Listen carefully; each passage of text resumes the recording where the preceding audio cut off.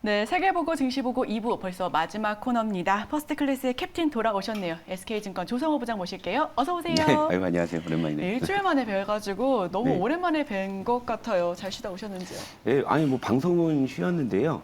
본업은 제가 또 객장에 있으니까 객장에는 거의 정상적으로 있었고, 근데 방송을 좀 쉬니까 휴가 같은 느낌이 좀 들더라고요. 너무 편하셨다고 말씀해 주셔가지고 저희 다음 주부터 안 나오시는 거 아니죠? 아니요, 정말 걱정이 큽니다. 이 방송과 이 본업과 방송을 병행한다는 게 이게 또 생각만큼 쉬운 건 아니구나라는 걸 느꼈는데, 역시 뭐 그래도 방송을 뭐 일주일 쉬면서 나름 또 충전도 했고 또 구상도 해왔어요. 그러니까 또 오늘 그것도 좀 잘 풀어드리도록 하겠습니다. 네, 부장님 찾으시는 팬분들이 너무 많으셔가지고 한 분 한 분 어디 가 계시다라는 말씀을 못 드릴 정도로 정말 네. 많이 찾으셨는데, 자, 그럼 오늘부터 다시 시장 대응 전략과 포트폴리오 네, 상담 그러시죠. 받으실 수 있을까요? 예, 그럼요. 예, 저기 계좌 점검을 지난번에 이제 그 캡처해가지고 보내주셨는데, 뭐 이벤트 때문에 그런 거긴 했지만, 그래도 이벤트 아니더라도 그렇게 보내주시면 제가 조금 더 한눈에 디테일하게 보시기. 네네. 도와드릴 수 있으니까. 근데 중요한 건 그겁니다, 여러분. 그러니까 제가 아무리 나와가지고 뭐 시황 얘기하고 뭐 또 이제 뭐 틈틈이 종목 뭐 말씀도 드리고 하지만, 그 여러분 막 수십 개 있는 그 계좌에서 그 재종목 하나 보탠다고 이게 뭐가 이렇게 크게 달라질까? 뭔가 이제 재정비를 하셔야 돼요. 그러니까 종목 그 수십 개 계좌에 이렇게 그냥 널브러뜨려 놓고서 그 계좌 되는 경우는 제가 보질 못했거든요. 그러니까 차라리 몰빵 친 분이 가끔 되는 경우는 있는데. 가끔. 예, 네. 근데 이렇게 여러 개 해놓으신 분들은 진짜 이 되는 경우가 제가 진짜 본 적이 없어요. 죄송하지만. 그래서 그걸 좀 어느 정도 이제 정비하셔야 돼요. 정비하신 다음에 앞으로 뭘 해야 될지 원칙을 가지고 체계적으로 하시면은 여러분들이 좀 뭔가 반전을 만드실 수 있을 거예요. 그러니까 제가 거기까지는 도와드릴 수 있어요. 하지만 이제 그 뒤에 여러분들이 또 어떻게 하시느냐는 이제 스스로가 그 아래서 이제 깨고 나오셔야 되는 거거든요. 그러니까 그거는 뭐 어쩔 수 없는 여러분의 숙제겠지만, 그 숙제를 하실 수 있게끔 제가 최대한 좀 도와드릴 테니까 신청해 주시면 제가 도와드릴게요. 네, 네. 네, 오늘부터 상담 신청 받으신다고 하니까요. 네. 02-2000번에 4822로 전화 주시거나 문자 샵 2034번으로 지금 빠르게, 지난번에 계좌 점검해 주셨을 때 캡처해서 보내주시는 분들 굉장히 많으셨는데 그 부분이 굉장히 도움이 많이 된다고 하시니까요. 지금 문자 샵 2034번으로 현재 가지고 계신, 보유하고 계신 종목들 점검하실 수 있도록 캡처해서 지금 바로 보내주시면 좋겠습니다. 자, 그럼 저희 퍼스트클래스 주제 공개해 보겠습니다. 주제 보여주시죠.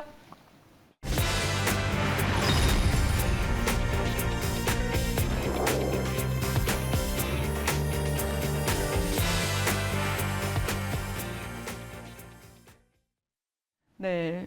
부장님 주제를 오랜만에 보니까 또 너무 반가운데, 네, 주식은 걱정이 벽을 타고 오른다라는 격언이 또 있죠. 지난주 우리 시장은 여러 불확실성에도 불구하고 꾸역꾸역 반등해 나가면서 2,700선 터치를 눈앞에 두고 있습니다. 추가 상승이 가능할지 이번 주 증시 상황에 대해서 여쭤볼게요. 제가 방송을 안 하니까 시장이 오르는 것 같아가지고 좀 더 쉴까? 아닙니다. 아닙니다. 그러니까 여러분 이제 베어마켓 랠리라고 해서 그 약세장에서도 이제 반등이 나오는 경우는 의외로 자주 있어요. 근데 이제 지금이 그런 구간인 것 같다라는 생각이 좀 들고, 뭐 우리는 이제 항상 그 시장이 뭐 오르기를 뭐 원하지만, 사실 여기서 이제 가장 큰 문제는 지금의 이런 어떤 반등이 그 지속 가능한 것이냐의 이제 그런 고민이겠죠. 그러니까 그나마 이제 요즘 시장이 좀 다행스러운 건 그 뉴욕 증시가 좀 급등락을 반복해요, 요즘에 보면. 네, 근데 이제 맞습니다. 거기에 비해서 우리 시장은 비교적 좀 안정적이라는 건데, 근데 이제 지금의 반등의 모습이 그러면 여러분들이나 제가 원하는 모습의 반등이냐, 이제 요걸 좀 우리가 한번 체크해 볼 필요가 있고, 또 여기서 우리가 힌트를 찾아야 되겠죠. 자, 코스피 차트 한번 볼게요. 그러니까 제가 자리를 비웠던 기간 동안의 통계를 가지고 한번 우리가 리뷰를 해보도록 할게요. 그러니까 지금 그림이 좀 좋은 거는, 자, 작년 6월에 3,316포인트 찍고 계속 하락 추세라고 말씀드렸잖아요.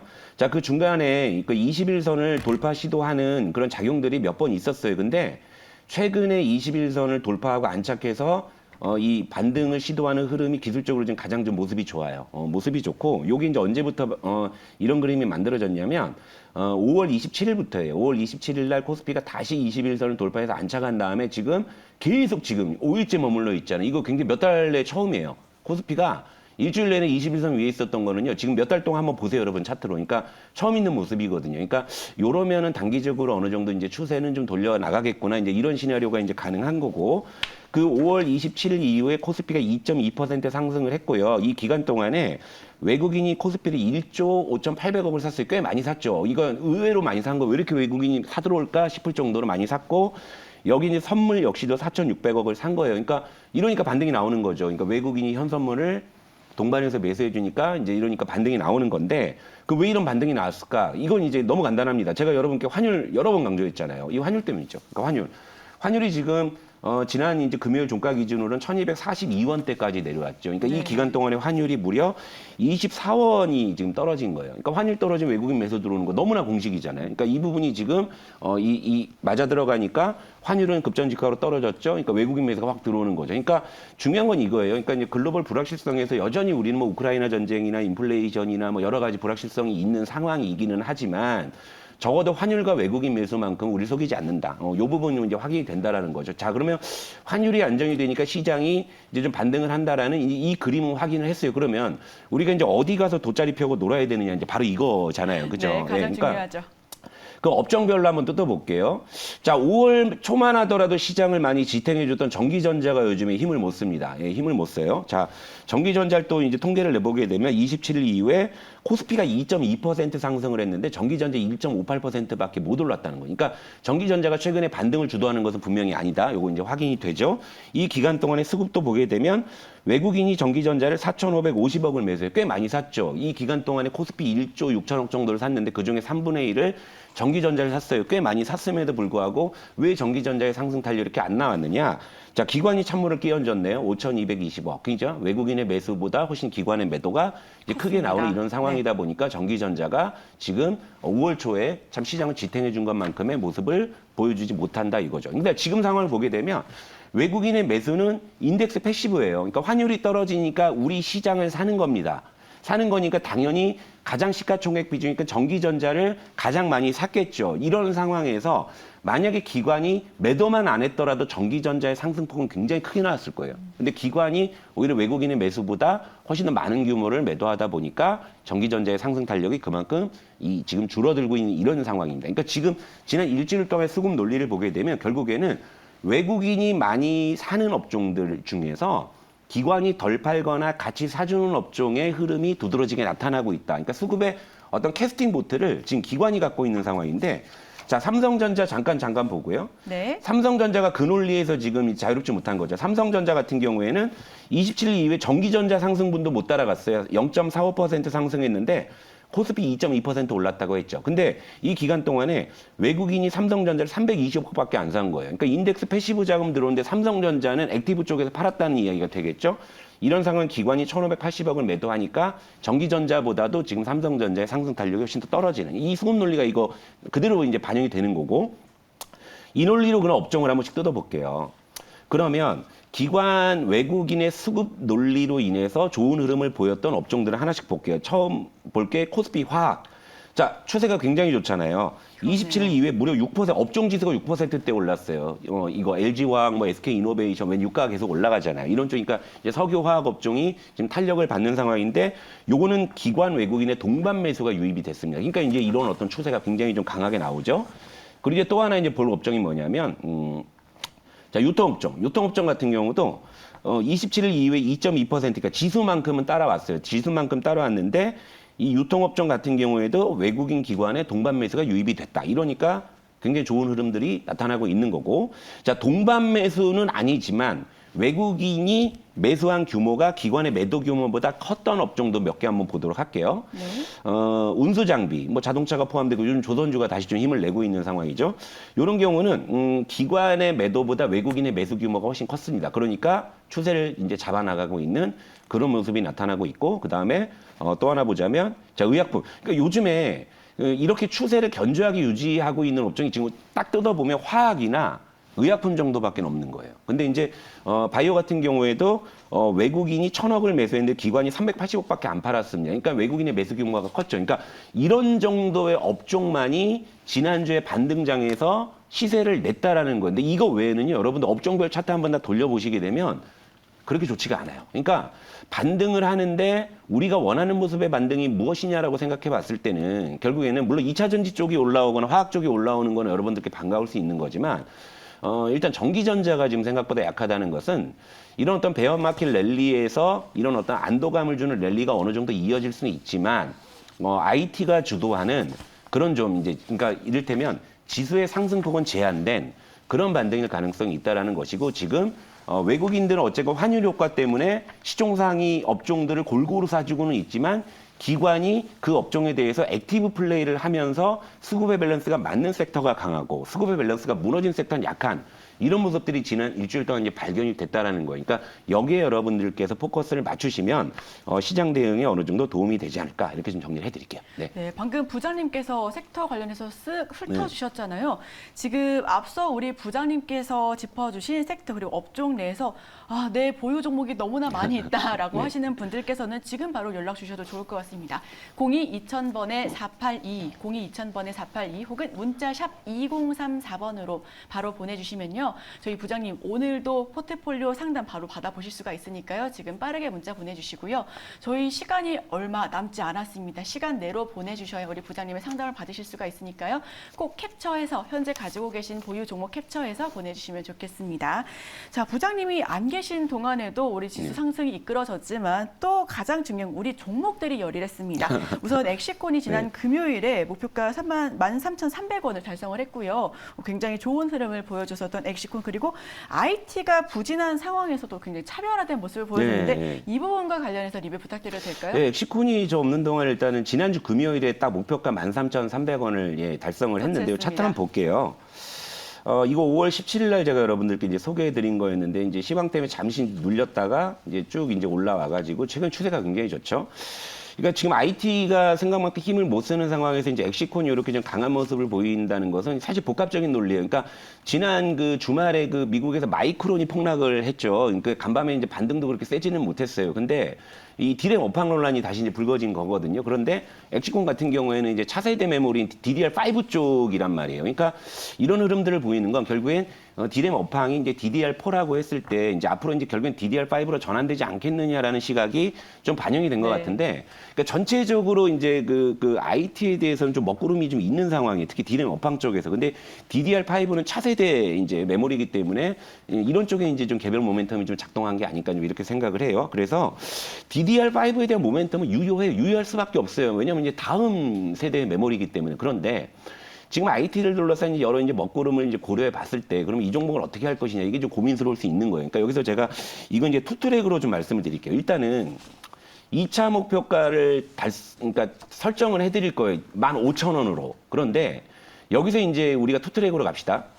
자, 이제 디램 업황 논란이 다시 불거진다고 하면 IT가 전체적으로 이제 조금 눌릴 가능성이 있으면 얘도 이제 결국엔 이제 IT 반도체 장비주 쪽이기 때문에 눌릴 가능성이 있죠. 그러니까 단기 성향의 시청자분들이라면은 여기서 수익 실현 하시는 걸 제가 권해드리고, 나는 그래도 좀 느긋해, 나는 좀 기다릴 수 있어 하시는 분들은 중기 목표가 15,000원을 향해서 제가 이제 설정을 해드리는 걸로, 요렇게 이제 투트랙으로, 요건 좀 성향에 따라서 좀 선택지가 다를 수 있는 거예요. 그러니까 요점이면 됐다 해서 먹고 빠질 수도 있는 거고요. 아니면 뭐 좀 부침은 있겠지만 좀 더 있어 보지 하시는 그런 성향의 분들이라면 2차 목표가 15,000원 좀 설정해 드리도록 하고, 시간이 좀 있다.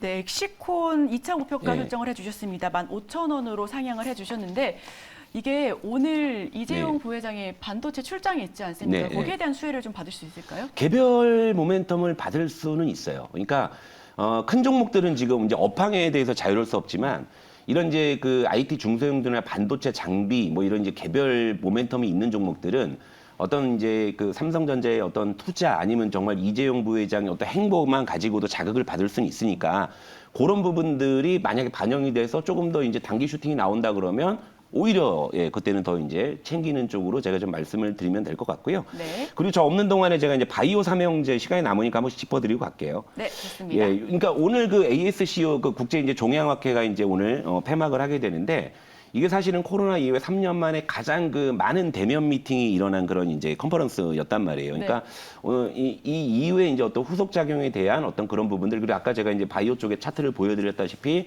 기대감은 계속 있는 상황이니까 그런 후속 작용을 좀 기대해 보도록 하고, 일단 종목별로 하나씩 볼게요. 코아스템.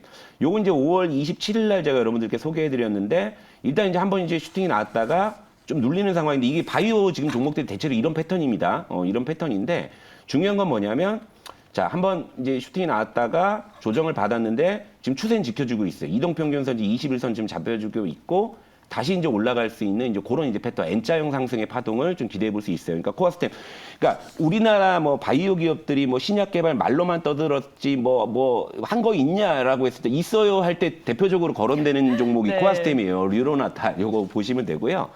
그다음에 이제 파맵신 요것도 마찬가지예요. 요것도 추세를 만들다가 조정받았다가 다시 추세 올리고 있죠. 지금 N자형이 나와요. 바닥에서 지금. 그러니까 요 부분도 여러분들께서 보시면 되고, 이제 파맵신 같은 경우에는 이중항체 이쪽. 그러니까 지금 ASCO가 이중항체나 요런 쪽에 좀 이제 특화되어 있는 컴포넌스니까 요런 모멘텀 기대해 볼 수 있고, 그리고 마지막으로 이제 말씀드린 게 펩트론.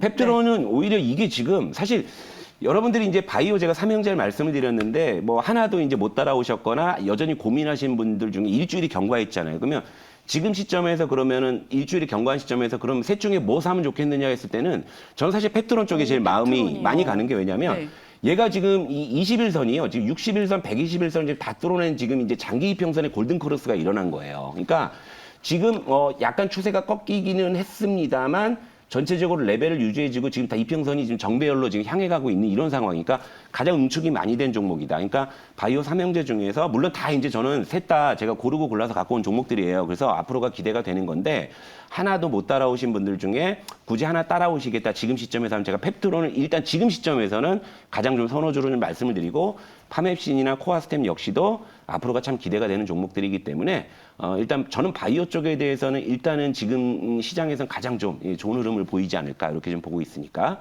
오늘 요거 이제 종목들도 한번 리뷰해 드리도록 하겠습니다. 네. 네, 저희가 우선 엑시콘 목표가 15,000원으로 상향 조정해 주셨고요. 하지만 투트랙 전략으로 지금 네. 그냥 매물 가져오고 싶다 하시는 분들께서는 바로 목표가가 달성된 부분인 만큼 이 부분 함께 참고해 주셔도 좋을 것 같고요.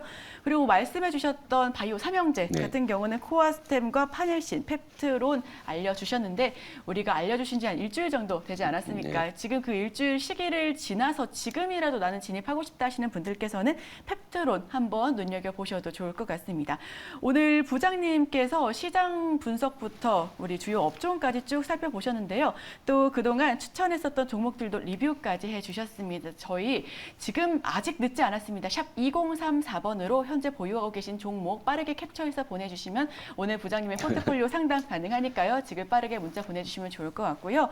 자, 투자 판단에 참고하실 수 있는 모든 정보를 다 알려드리도록 하겠습니다. 일주일 동안 밀린 얘기하고는 좀 랩을 한 것 같은데 좀 오늘 좀 말이 너무 빨랐다 싶으시면 그 다시 보기도 있으니까 네. 보셔갖고 일주일 좀 복습하셨으면 좋겠습니다. 네. 또 저희 바로 내일 역시도 찾아뵐 수 네. 있으니까요. 모든 부분들 다 리뷰해드립니다. 저희와 끝까지 함께해 주시길 바라겠습니다.